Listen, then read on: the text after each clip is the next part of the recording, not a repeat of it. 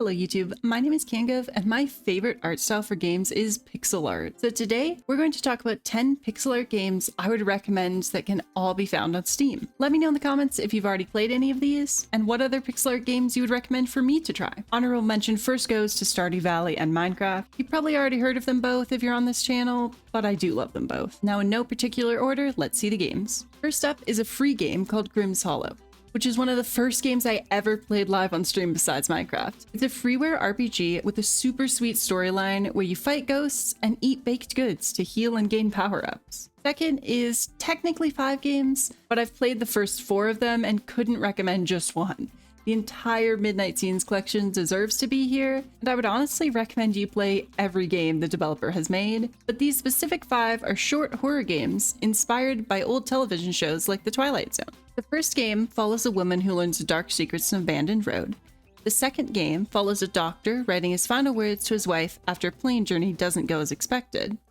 The third follows 2 children trying to find their nanny after she goes missing. The fourth follows a series of incidents at a mental health center after a new patient arrives. And last but not least, the fifth follows a man experiencing terrible nightmares.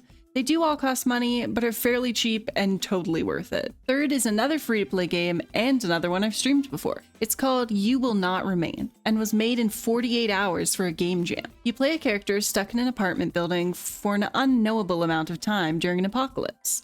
The game touches on some serious mental health topics, but also gives you some calming breaks playing fetch with a dog. Fourth is a free-to-play casual RPG game called At Home Alone Final. You play as a young girl who's been left home alone and hears the doorbell ring. I cannot hype this one up enough purely for how good the storyline twists were.